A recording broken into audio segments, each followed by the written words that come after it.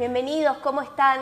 Bueno, lo anunciamos al comienzo del programa, hoy tenemos muchos temas para desarrollar y uno de ellos es hablar de la industria láctea, de los negocios, de cómo están las empresas vinculadas al sector y también cómo se observan, ¿no?, de empresarios que lideran en ese sentido este rubro, y qué mejor que hacerlo con el señor Gabriel Fernández, que es presidente de Conaprole. Bienvenido al programa, primera vez en el programa. Sí, primera vez. Bueno, muchas gracias por la invitación, un gusto. Bueno, Gabriel, ya vamos a hablar de Conaprole, por supuesto que una empresa líder en el mercado lácteo de Uruguay, una empresa que lidera las exportaciones de nuestro país, realmente también un ejemplo para muchas empresas y que nos sabe representar muy bien en el mundo, ¿no? Más allá de lo que puede ser decir, bueno, qué marketinero este comentario, en realidad tiene mucho de historia, ¿no? Una empresa así. Sin duda, en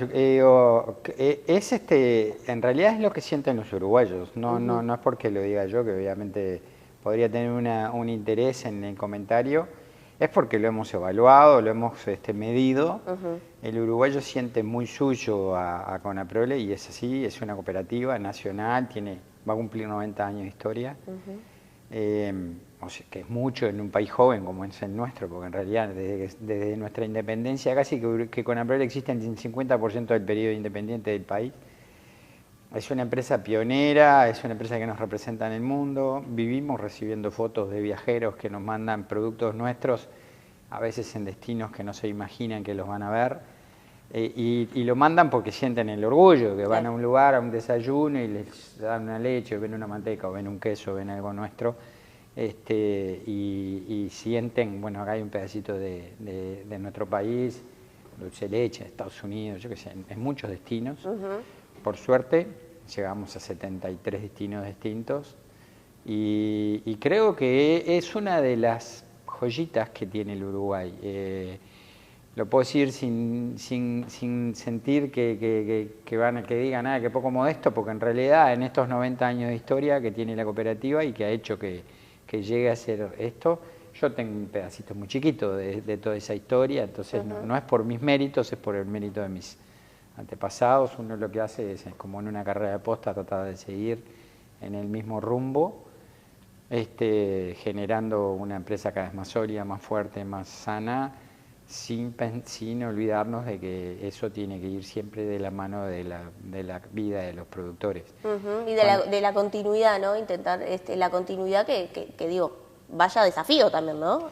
Sí, por eso, o sea, una carrera de postas para darle a la cooperativa la continuidad en un mundo cada vez más competitivo, tanto en el mercado interno como en el mercado externo.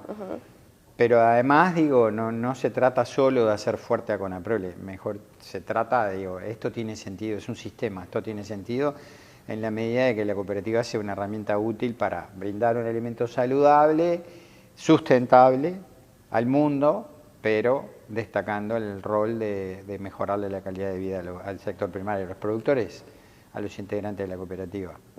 Ya vamos a hablar a propósito de esto y cómo está compuesto también el esquema, ¿no? Como una especie de árbol genealógico, ¿no?, de lo que es la familia, la industria láctea. Pero vaya, sí es interesante porque usted mencionaba, bueno, yo tengo un pedacito aquí, pero usted, antes que estar hoy en un rol ejecutivo, tuvo rol y tiene rol de productor, sí, ¿no? Sí. Tiene particularidades porque en realidad, también ocupó otros cargos ejecutivos con otro tipo de roles, pero ¿hace cuánto que usted es productor lechero? Desde el año 93, hace 32 años que soy productor. En abril del 93 empecé a remitir en leche desde un tambo cerca de Sarandí Grande, departamento de Florida. En un proyecto familiar, que mi señora me acompañó mucho. Empezamos muy chiquitos, con 4 órganos y 37 vacas, después fuimos creciendo, como ha sido, por suerte, parte de buena parte de la historia de los productores de la cooperativa. También es cierto que hay algunos que han dejado el rubro, uno no puede esconder las realidades. Y bueno, y después fuimos creciendo. Fui el primero de mi familia que empecé si bien mi padre estuvo vinculado al campo, no en la lechería. Eso le iba a preguntar, si venía de algún negocio familiar. No, yo en realidad, la historia, para hacerla bien clarita, yo compré un campo tenía algunos ahorros de mi trabajo con un crédito del Banco República, que en aquel momento el banco daba a los pequeños productores y a los técnicos, ingenieros agrónomos y veterinarios. Y como yo tenía una parte del campo de mi padre, era un pequeño productor, pues somos 8 hermanos, así que era el campo de mi padre dividido 8, era un pedacito chiquito, lo que me tocaba. Con eso accedía a un crédito del Banco República. Y cuando me di vuelta, después de haber comprado el campo, dije, bueno, esto si yo no hago algo intensivo, acá no pago este crédito. Claro. Y ahí fui a ver a un amigo mío, que es ingeniero agrónomo y tambero de hace muchos años, y le pedí que me ayudara a desarrollar el proyecto, y fue durante 10 o 12, 15 años. Trabajó conmigo desde esas 37 vacas hasta que, bueno, el tiempo de él y el crecimiento de mi empresa hizo, el crecimiento de sus tambos y el crecimiento de los míos hizo imposible que él siguiera dedicándose a ayudarme, y vinieron otros técnicos, pero fue una idea que surgió a punto de partida de la necesidad de tener una producción más intensiva que me permitiera pagar el crédito de él, que habíamos asumido con el banco, que era el 80% del valor del campo. Pero la lechería era una opción, porque digo, podría haber hecho alguna otra actividad. Sí, pero yo entendí que la lechería era la actividad más rentable para un predio de esa dimensión. Eran 200 hectáreas, 216 hectáreas más precisamente, que era la producción más intensiva y más rentable por hectárea, que me habilitaba a hacer frente a un crédito que tenía un peso importante, el 80% del valor de ese campo. Y obviamente también tuvimos que tomar algún otro crédito para armar el tambo, la sala, las máquinas de ordeño, los tanques de frío y el ganado, y la pastura y todo lo que implica. El tambo requiere una inversión muy alta por hectárea, pero también es cierto que es de las producciones más rentables. Según datos de FUCREA, en la historia puede haber un año muy bueno de la soja, pero si uno mira la agricultura, la ganadería y la lechería es la producción de mejor rentabilidad promedio en el tiempo. ¿Sigue remitiendo con Conaprole? Sí, por supuesto. Siempre remitió con Conaprole. Sí, siempre remitió. Tengo una particularidad. En un momento que me amplié y yo tomé otro tambo que estaba en la zona de Pintado, que está sobre Ruta 5, más cerca de Sarandí Grande. El tambo que yo tomé tenía un contrato con Parmalat, que yo lo tomé a principios de año por esta fecha, marzo, abril, y el contrato regía hasta noviembre. Y el que me entregó el tambo, que yo arrendé el campo y compré los bienes, las vacas y todo el resto del tambo, me dijo que una de las condiciones era que cumpliera el contrato.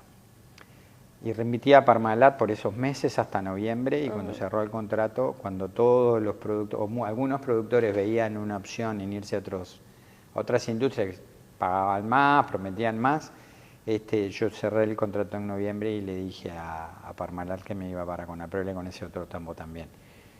Vino la gente de Parmalat, me preguntaba por qué. Yo le dije, bueno, yo soy cooperativista, a mí me parece que Conaprole es quien más me representa, donde me siento más cómodo, más tranquilo.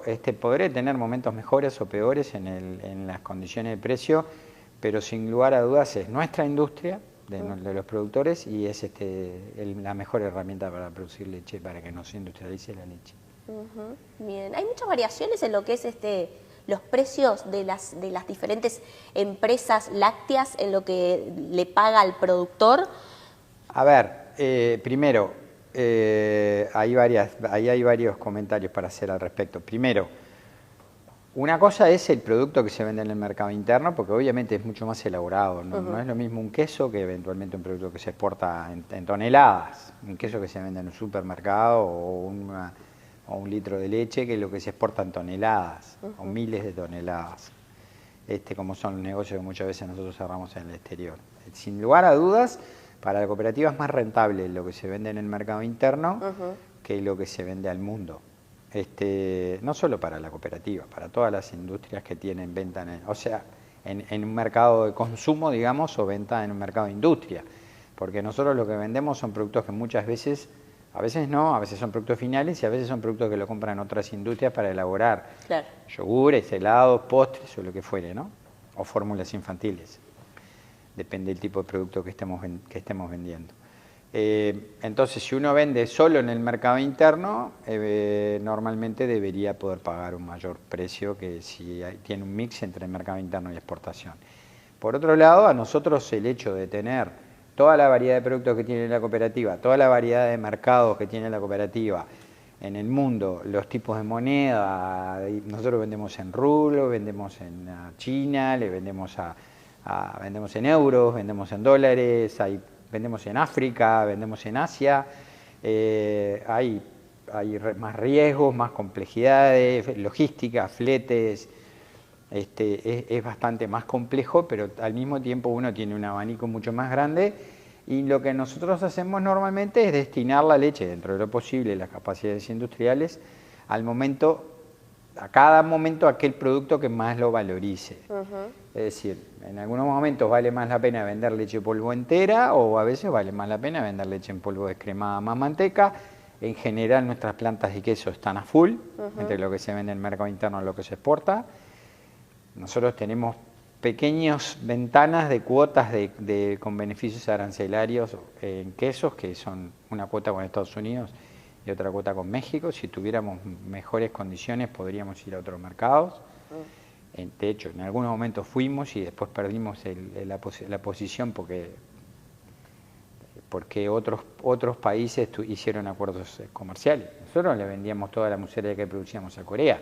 Claro. Corea del Sur, y en determinado momento Estados Unidos hizo un acuerdo comercial con Corea. Nosotros hoy tenemos un 35% de arancel y Estados Unidos tiene 0. Claro. Es imposible competir con un 35% de diferencia. Si mañana nosotros tuviéramos un acuerdo con Corea, pasado estamos exportando mozzarella a Corea. No estamos hoy ni siquiera, por ejemplo, con este mercado, con este país en particular, en negociaciones. Bueno, han habido algunos comentarios que yo los he visto en la prensa, siempre ha habido interés, pero bueno, todos sabemos lo que han sido los intentos que han hecho los distintos países, gobiernos, con China, con la Unión Europea, o con otros, el Tratado Transpacífico que nuclea a varios países del sudeste asiático y otros más. Pero bueno, a mí cuando me plantearon qué le pediría hace mucho tiempo, mucho antes de saber quién iba a ser el presidente, en una nota de estas características, me dijeron qué le pediría al nuevo presidente. Yo le dije que nos ayuden a abrir mercados y que nos ayuden a tener relaciones laborales modernas. El resto nos encargamos nosotros. La capacidad está. La capacidad está y la que no está la podríamos invertir y hacer. Lo que pasa es que nosotros en realidad el primer eslabón es el sector primario. Si nosotros le podemos pagar al productor de forma tal que el productor quiera producir más leche, después nosotros nos tenemos que encargar de industrializarla. O sea, con la cooperativa acompañado el crecimiento del sector lechero en su producción. Uruguay hace 20 años, o Conaprole hace 20 años, o menos, 15 años, industrializaba 1.000 millones de litros, ahora industrializa 1.500 millones de litros. Pero hace 5 años que industrializa 1.500 millones de litros. O sea que en los últimos 4 o 5 años ha habido un estancamiento del crecimiento del sector primario. No vamos a invertir en capacidad si no tenemos la demanda desde el lado de la producción del sector primario. Ahí qué está pasando, digamos, porque recuerdo que hace unos años como que el tema, es un tema de agenda para quienes seguimos temas agropecuarios, pero quizás se hizo un poco más popular con el tema de cuántos tambos cierran por día y demás, ¿no? Pero así como cierran, abren, ese puede ser el problema que está sucediendo. No, a ver, el crecimiento de la lechería se está dando fundamentalmente porque crecen los tambos que están dentro de la cooperativa, en la cantidad de vacas, o los productores. En realidad, los productores que cierran, en general, le venden sus vacas a otros productores que las ordeñan. O sea que en realidad el crecimiento se daría, o el decrecimiento no se daría tanto desde el punto de vista de la producción por el cierre de tambos. Desde el punto de vista social sí es un golpe, y desde el punto de vista moral también, el hecho de perder gente que está dedicada a la producción lechera, que la cooperativa no es lo que quiere. La cooperativa quiere una industria, un sector fuerte con productores chicos, medianos y grandes, porque creo que esa suma de todos es lo que la hace más fuerte. La caída de la leche se dio primero porque se fue el productor más grande que tenía el país, que era Olam, que era un fondo de inversión de Singapur, que producía 100 millones de litros de leche. O sea que la cooperativa perdió una buena parte de esos 100 millones de litros de leche, la mitad aproximadamente. Que es un llamado de atención, decir, porque una empresa de esa magnitud deja el Uruguay y se va con una producción tan grande, ¿no? Y el segundo evento que ha incidido sin lugar a dudas ha sido el climático. En los últimos años tuvimos una seca muy fuerte en el año 23, que golpeó mucho, y tuvimos un exceso de agua en el año 24, que golpeó capaz que desde el punto de vista productivo más que la seca. La seca generó mucho daño en lo económico, el exceso de agua generó mucho daño en lo económico y en lo productivo. Entonces la sumatoria de estos tres eventos, que son relativamente recientes, sumado obviamente al cierre de tambos y a lo que implica la inversión de generar un nuevo tambo bueno, también capaz que el tipo de cambio, los costos internos versus el tipo de cambio, ha hecho que estamos más o menos planchados cercanos a los 1.500 millones de litros en los últimos 4 o 5 años. Esperemos retomar el crecimiento. Yo soy optimista, si las condiciones se dan, esperemos retomar el crecimiento. Ahora, si se nos abren mercados que valoricen la leche, no tengo duda que el productor en el sector primario va a acompañar. Allí, Gabriel, le preguntaba, porque bueno, hay distintas industrias, que por lo general hablábamos fuera de cámara, pero es interesante hacerlo delante, ¿no? Que la mayoría son cooperativas, las que son industrias lecheras en Uruguay. ¿No? En Uruguay sí, hay cooperativas, está Coleme, que fue la más vieja, la primera cooperativa en Melo, que lamentablemente está con algunas dificultades económicas. Está Clalli, Calcar, que creo que está justamente en estos momentos, está tomando decisiones de cierre. Y después hay otras empresas que ya son empresas privadas, ¿no? Ahora Granja Pocha fue comprada por Lactalis, que es una multinacional. Crufi fue comprada por una compañía inglesa, multinacional de helados. O sea que yo diría de que vemos, bueno, Danone está presente, los grandes jugadores de la industria láctea vienen de Brasil, vienen de Argentina, por eso yo decía que es un mercado competido tanto en el mundo como en el mercado interno. Vayan a cualquier supermercado y miren los productos que hay. Obviamente Conaprole tiene un peso específico importante en las góndolas, pero ya hay mucha presencia de productos importados. Le pregunto, ¿no? De todas estas industrias, ¿no? Yo, productor de leche, ¿recibo diferentes ofertas de precio por la leche? ¿O cómo se maneja eso en el mercado? Conaprole es el único, creo, que tiene el atributo de que paga el mismo precio al 100% de los productores.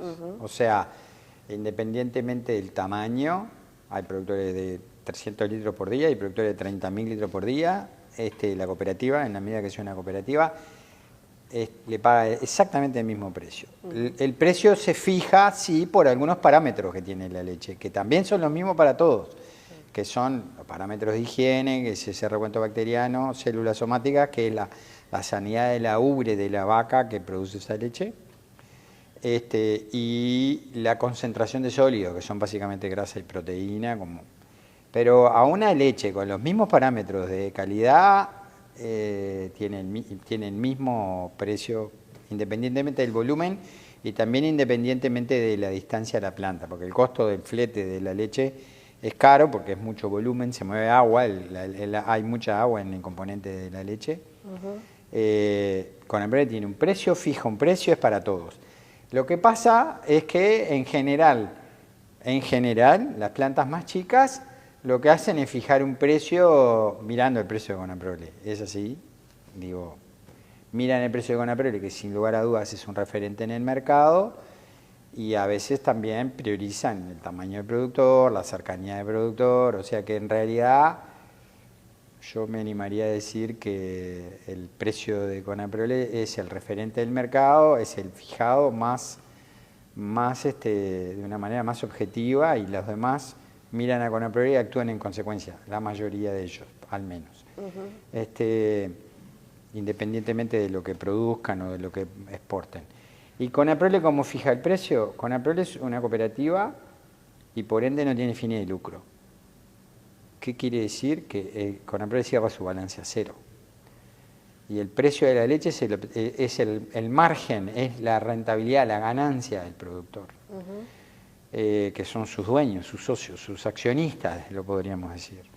Nosotros sacamos los costos operativos y en función de todo lo que la cooperativa recaude, se fija el precio al productor.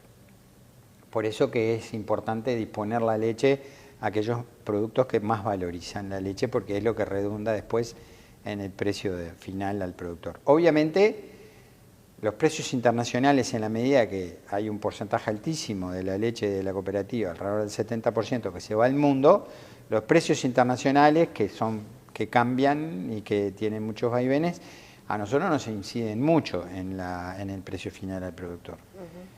70 países comprando, que tienen características distintas, desventajas arancelarias. La realidad es que nosotros vamos al mundo a vender productos en lugar de empresas que tienen origen europeo, o origen americano, o Nueva Zelanda, o Australia, que son todos países que en general tienen acuerdos de tratado de libre comercio, acuerdos comerciales, y tienen condiciones arancelarias más beneficiosas que las nuestras. Hace muchos años, 10, 15 años, la cooperativa vendía prácticamente lo que producía en el barrio. Entre Brasil y Venezuela, básicamente, Cuba y algunos países más de América Latina, fundamentalmente, colocaba su leche. Y nosotros teníamos, como en Venezuela era parte del Mercosur, Brasil era parte del Mercosur, teníamos cercanía, el mismo idioma, pocas horas de vuelo, y una relación de vecinos, y colocábamos nuestra leche. Hoy, gran porcentaje de nuestra leche viaja a un barrio donde los dueños de casa son otros. Claro. O sea, hoy vamos a África, al norte de África, vamos a Rusia, vamos a Medio Oriente, vamos al sudeste asiático, vamos a China. Es bastante más complejo, pero bueno, Conaprole tuvo que salir a buscar esos mercados para cubrir, para poder colocar la leche en función de la producción primaria, ¿no? De Venezuela, ni hablar, todavía no se ha saldado aquella deuda. No se ha saldado la deuda. 2015. No se ha saldado la deuda, ¿no? Allí preguntarle para ya ir a la pausa, Gabriel, bueno, y tener algunos números. Hablaba de los socios cooperativistas, o sea, productores. Hoy, ¿cuántos son? Más o menos 1.500 productores. En realidad, 1.500 matrículas. Hay algún productor que tiene más de una matrícula. ¿Y plantas procesadoras? Nosotros tenemos 7 plantas distribuidas en el país. Hay algunas que son las más grandes, que son, bueno, la que se ve en los accesos de Montevideo, que esa planta produce básicamente lo que se produce en el mercado interno, la leche frescas, postres, yogures, el Colette, que lo mencionábamos tanto, y después en Florida se hace leche en polvo y se hace la manteca del dulce de leche, y en San Ramón es una planta quesera, 100% quesera, ahí se hacen los quesos fundidos, mozzarella y lo que le llamamos pasta semidura, fontina, por ejemplo, huevo. Y después tenemos en Dambo, en la planta de Villa Rodríguez, es la planta más grande de polvos, mezclas en polvos y queso duro, parmesano. Bien, bueno, qué interesante. Vamos a seguir hablando de temas que hacen a la industria con Gabriel Fernández, que es presidente de Conaprole. Bueno, me acompaña al próximo bloque, ¿verdad? Vamos a una pausa y enseguida regresamos. Betel, única cadena de centros de estética y spa del Uruguay. GSS, única empresa en Uruguay dedicada al Facility Services. Limpieza, seguridad, outsourcing de personal y mantenimiento. Conozca más en www.gss.com.uy. Agregamos valor a las empresas. Todos lo hacemos, esa reacción instintiva para protegernos del sol. Pero, ¿es suficiente? ¿Y si en tus manos estuviera la verdadera solución? Dermagloss, líder en cuidado de la piel, te ofrece alta protección contra los rayos UVA y UVB, hidratación profunda y cuidado para toda la familia. Dermagloss, proteger está en tus manos.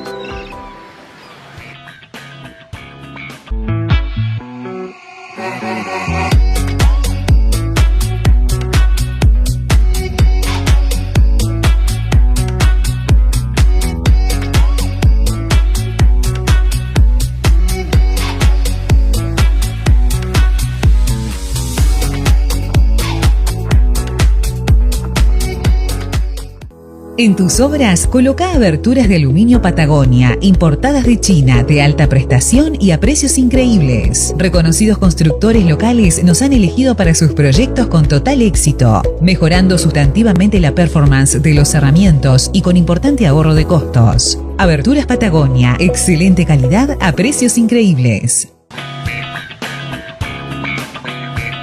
Presenta Forbis Mazars. Auditoría, contabilidad y outsourcing, impuestos, compliance, capital humano, legales. www.forbismazars.com/UI. Bien, continuamos en Empresarios de Acá y el diálogo es con Gabriel Fernández, que es presidente de Conaprole. Estamos hablando de todo lo que hace, ¿no?, a la industria lechera, a la producción, a los desafíos también que tiene una empresa, la principal exportadora de nuestro país, ¿no? Podría decirse. Y allí, no menor, es algo que usted me mencionaba, son muchos los temas que quiero hablar con usted, pero bueno, lo invito ya, le extiendo la invitación a otro programa para ampliar. Pero usted me mencionaba algo muy interesante y es a propósito de cierta preocupación que es válida y me animo a decir que compartida por muchos empresarios con respecto a las relaciones laborales, ¿no? En la industria láctea nosotros hemos hablado con muchos representantes aquí en el programa que nos han contado cómo era la dinámica, cómo funcionaba, las repercusiones que muchas veces existen cuando hay un conflicto en una industria tan importante, ¿no?, y de tanto peso, como venimos hablando todos estos minutos con usted. En ese sentido, ¿qué le preocupa de las relaciones laborales? No, a mí me preocupa que yo creo que nosotros tenemos una relación con el sindicato que ya se perimió en los 60. Seguramente haya responsabilidad de las dos partes, no puedo decir que la responsabilidad es 100% del lado de las autoridades del sindicato. Pero yo creo que en una empresa como Conaprole, que es cooperativa, que es nacional, que exporta, que está en el interior, que genera mano de obra, que paga un nivel salarial muy superior a la media del Uruguay, muy superior. El salario mínimo de Conaprole es varias veces esos famosos 25.000 pesistas que se ha hablado últimamente, que tiene una estabilidad laboral de la característica de Conaprole. Uno no ve grandes cambios y además que tiene condiciones laborales muy adecuadas, tanto en tiempo de trabajo como en lo que son el equipamiento, las plantas, la salud ocupacional, la preocupación. Es una empresa líder en condiciones laborales y no lo vemos consecuentemente en la relación. Nosotros y además otra cosa, en la cooperativa hay dos platos de la balanza. Hay trabajadores que están dentro de la industria y trabajadores que están afuera de la industria. Entonces nosotros tenemos que tener la realidad de que no podemos darle a estos trabajadores a expensas de los otros, que son los productores y los funcionarios de los tambos, porque no son solo los productores y sus familias. Y si uno mira la gráfica de crecimiento del salario real en Conaprole respecto a la gráfica del IPC y a la valoración de la leche, sin duda sale ganando los que han trabajado en la industria. El crecimiento del salario ha sido más que el del IPC y ha sido más que el de la leche, medido en los últimos 10 años, 5 años. Entonces lo que nosotros le decimos al sindicato es que queremos tener un trabajo en paz, un trabajo moderno, productividad, menos ausentismo y que estamos dispuestos a trabajar con ellos para desarrollar, y creo que tenemos mucho para lograr, para desarrollar acuerdos para poder mejorar la productividad y con el obtenido de esa productividad poder generarle una mejora al productor y una mejora al trabajador. ¿Qué proponen para mejorar la productividad? Porque esa es una preocupación de muchos empresarios, ¿no? Para mejorar la productividad lo que nosotros necesitamos, lo primero que tenemos que hacer es bajar el ausentismo, ¿no? Nosotros estamos con niveles de ausentismo del 12, 14% que son... ¿Mensual? Sí, 12% de la plantilla de Conaprole falta todos los días del año. Yo no me enfermo, gracias a Dios, el 12% de los días hábiles. Supongo que vos tampoco, y creo que la mayoría de los funcionarios de Conaprole tampoco. Más allá de que hay gente que no viene a trabajar porque efectivamente está enferma, y que merece y necesita tiempo para recuperar su salud. pero hay de lo otro, ¿no? Que en realidad lo pagamos todos, porque eso lo paga el país. Para Conaprole es ineficiencia, para el país es un costo del EPS. O sea, yo lo decía la vez pasada, hablando con autoridades de este gobierno, le decía, bueno, está bien, pensemos en las horas de la jornada laboral. Ahora, si nosotros bajamos el ausentismo a niveles normales, yo diría que casi que se paga solo eso. Porque en realidad no es solo Conaprole que tiene estos niveles de ausentismo. El Estado los tiene, la industria frigorífica los tiene, hay muchos otros sectores que los tienen. Pero además, las formas de trabajo. Nosotros queremos discutir con nuestros funcionarios las formas de trabajo en cada sector, porque estamos convencidos que trabajando mejor, y ellos conocen su trabajo, o sea que ellos son parte de la solución, podemos mejorar y ganar. ¿Cuál es el kit de la cuestión ahí? Poner más máquinas, porque a veces el temor es que la tecnología me va a robar el trabajo o algo así. Pero, por ejemplo, para dar un ejemplo claro de esto que me están contando justamente, ¿no? Mira, Conaprole invierte a un nivel importante. Yo diría que es una de las empresas privadas que invierte más. Tal vez podamos decir que ha invertido $400 millones en los últimos 10 años en la industria, en tecnología, en obsolescencia, en medio ambiente, tratamiento de efluentes, condiciones medioambientales, calidad. Y la realidad es que hemos agregado tecnología, robots, inteligencia artificial, y no hemos bajado los cargos el total de funcionarios, porque la realidad es que surgen otras necesidades. Si nosotros miramos hoy la gente que tenemos en las plantas de tratamiento de efluentes, que hace 15, 20 años no existían, midiendo lo que es el nivel por ejemplo, del agua que vertemos a los cursos, o lo que es los requerimientos desde el punto de vista de la calidad de cada producto que ponemos arriba de un barco, se han generado demanda de puestos de trabajo, porque no es cierto que yo saco mano de obra con equipamiento, y en algunos casos sí. Nosotros, por ejemplo, pusimos una caldera de chips para generar energía en la planta más grande de la cooperativa, que antes tenía 15 o 18 personas cargando leña a mano a la caldera, y ahora maneja chips. Hay una pala Volvo inmensa que carga los chips en una bandeja que la llevan. Es mucho más eficiente, es mucho mejor para el medio ambiente desde el punto de vista de la contaminación.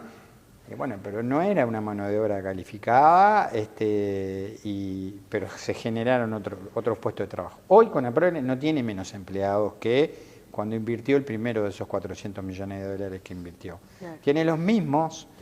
Es cierto que ha procesado más leche, que yo dije que hace 10 años procesábamos 1.000 y ahora 1.500, y capaz que podríamos procesar en el futuro 2.000 con los mismos empleados, pero con trabajo de más calidad, que en definitiva es lo que uno tiene que apostar.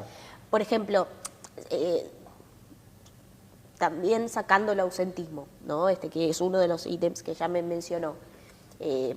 Mejorar esa productividad, ¿en dónde estaría? En revisar procesos. Sin duda. Forma de trabajo, maneras de distribuir la gente. Ellos están en los lugares, en las plantas. Obviamente nosotros también tenemos otros mandos medios. Pero bueno, nosotros hemos hecho acuerdos que han mejorado mucho la productividad en algunos casos, lo hemos logrado, e incluso hemos mejorado la productividad dando más días libres o menos horario de trabajo, aunque parezca mentira. Porque nos queda claro de que podemos ser mucho más eficientes. Y que si fuéramos más eficientes podríamos pagarle mejor al productor y también podríamos darle mejores condiciones a los funcionarios.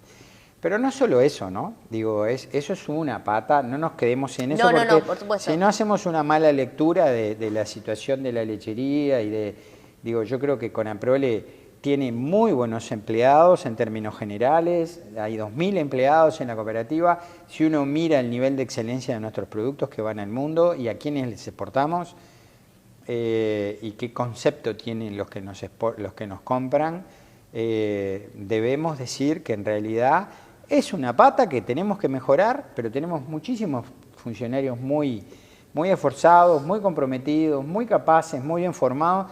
Le vendemos a las principales lácteas del mundo, a las principales chocolateras del mundo, y nos tienen excelentemente bien conceptuados. Y eso no se hace solo, se hace con gente.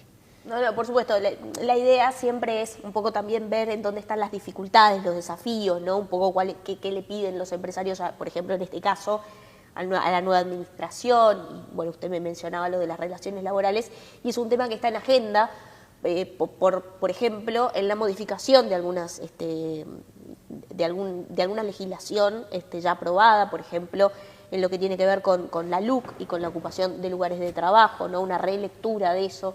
Y se lo pregunto porque, bueno, justamente es una industria muy masiva, ¿no? Con mucho impacto.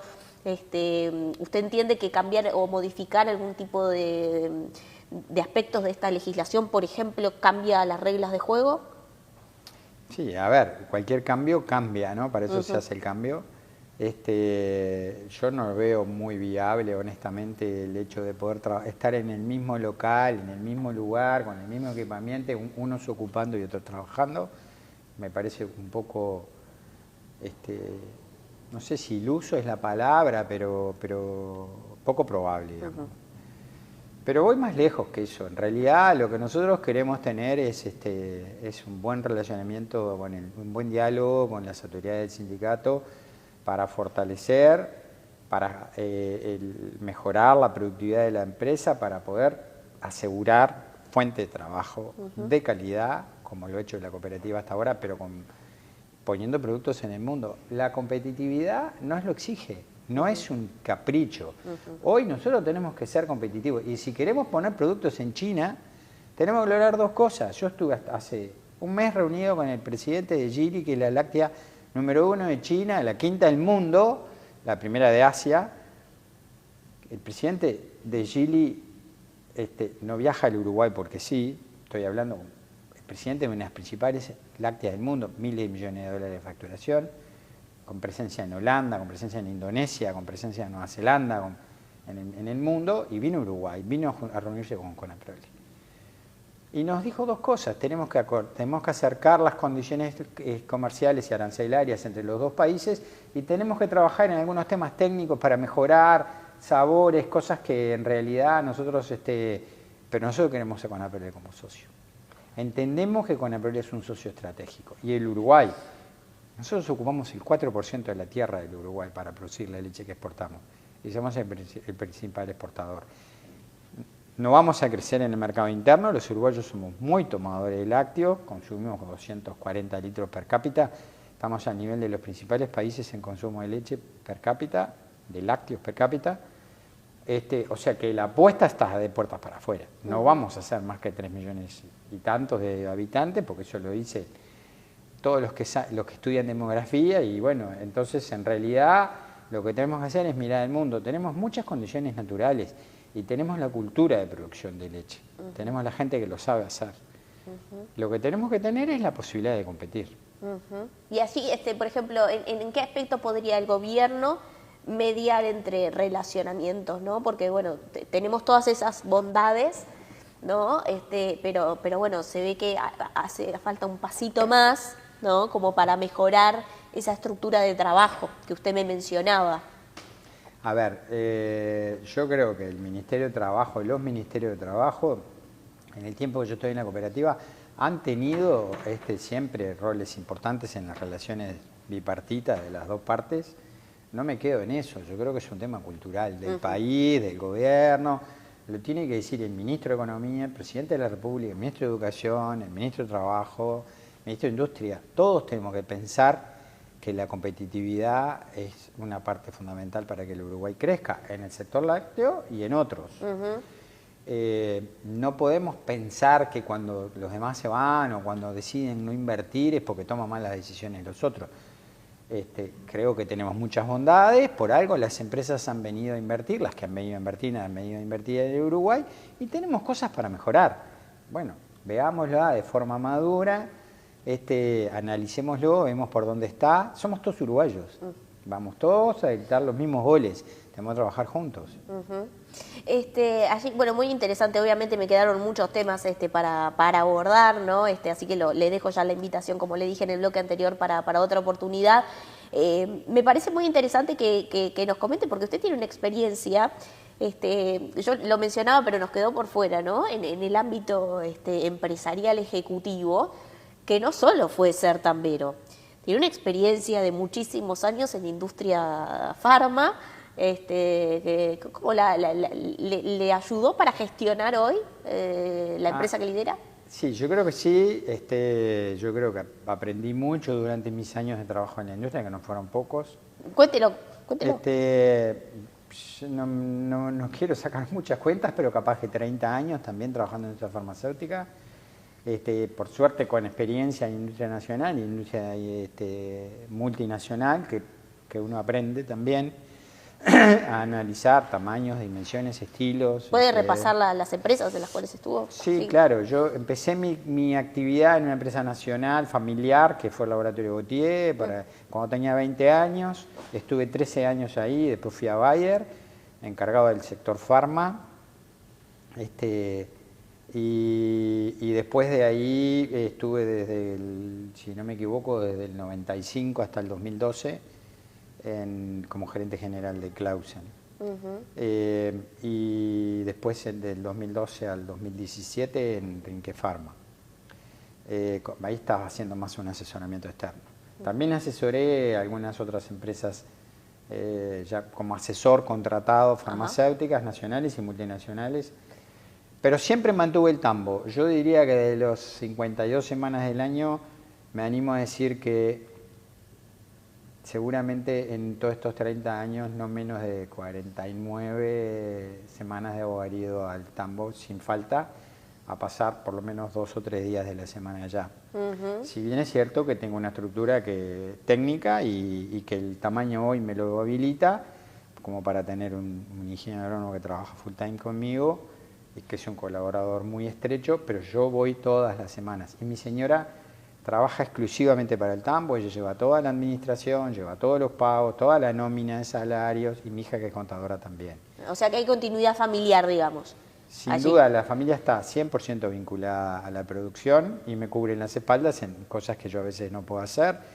Todo lo que es el manejo del dinero, de los pagos a proveedores, de cobranzas, todo, nómina, todo eso está en manos de mi familia y yo con eso me siento muy tranquilo, sin lugar a dudas. Bien, bueno, Gabriel, gracias por estos minutos aquí en Empresarios de Acá. Ha sido muy claro, nos ha brindado un panorama de muchos aspectos de lo que hace la industria nacional hoy, ¿no? Presidente de Conaprole, gracias por estar aquí y lo esperamos en otra oportunidad. Perfecto, gracias a ustedes. Creo que es bueno que los uruguayos sepan todo lo que es Conaprole, que va más allá del colet y el requesón. Es una industria uruguaya que nos tiene que hacer sentir muy orgullosos. Creo que estuve mal, así que lo vamos a hacer quizás fuera de cámara, porque yo lo tendría que haber esperado con algo fresquito como un colet. Bueno, nos vemos en la próxima. Gracias. En tus obras, coloca aberturas de aluminio Patagonia, importadas de China, de alta prestación y a precios increíbles. Reconocidos constructores locales nos han elegido para sus proyectos con total éxito, mejorando sustantivamente la performance de los cerramientos y con importante ahorro de costos. Aberturas Patagonia, excelente calidad a precios increíbles.